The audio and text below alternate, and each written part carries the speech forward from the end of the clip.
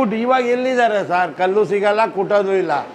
ಈಗ ಅದಕ್ಕೆ ಬಂದಿದೆಯಲ್ಲ ಮಿಕ್ಸಿ, ಹಾಕ್ತಾ ಇರಿ, ಅಲ್ಲಾಡಿಸ್ತಾ ಇರಿ, ಬಿಡ್ತಾ ಇರಿ, 2 ನಿಮಿಷಕ್ಕೆ ರಸಮ್ ಕುಡಿತಾ ಇರಿ. ಇದೆಲ್ಲ ನೀವು ಮಾಡ್ಕೊಂಡಂಥದ್ದು. ಅದ್ರ ಹಿಂಗೆ ಹಾಕ್ತಾರೆ, ಒಬ್ಬರು ಬೇಳೆ ಹಾಕ್ತಾರೆ, ಬೇಳೆ ಕಟ್ಟಿದ ರಸ ಅಂತಾರೆ, ತಮಿಳ್ ಮಡ್ರಾಸ್ ರಸಮ್ ಅಂತಾರೆ. ನಿಮ್ಗೆ ಏನು 100 ಥರ ಇದೆ. ಇದು ನಾನು ಕಲಿಸ್ಕೊಟ್ಟಿರೋದು ಎಮರ್ಜೆನ್ಸಿಗೆ ಮಾಡೋಕ್ಕೆ. ನೋಡಿ ರಸ ಆಗೋಯ್ತು, ನೋಡಿ ಹೆಂಗಿದೆ ರಸ ಆಗೋಯ್ತು. ಇನ್ನೇನಿದ್ರು ಕುಡಿತಾ ಇರೋದು. 2 ನಿಮಿಷದಲ್ಲಿ ರಸ ತೋರಿಸಿಕೊಟ್ಟೆ. ನೀವು ಇವಾಗ ಕುಡಿತಾ ಇರಬೇಕು ಈ ರಸ ನೋಡಿ ಮಾಡೋಕ್ಕೆ.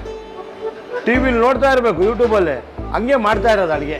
ನೋಡಿ ಅನ್ನ ಮಾಡಿದ್ದೀವಿ, ಹಿಂಗೆ ಇಡ್ತಾ ಇದ್ದೀವಿ. ನೋಡಿ ಅನ್ನ ಕಲ್ಸ್ಕೊತಾ ಇರೋದು, ತಿಂತಾ ಇರೋದು.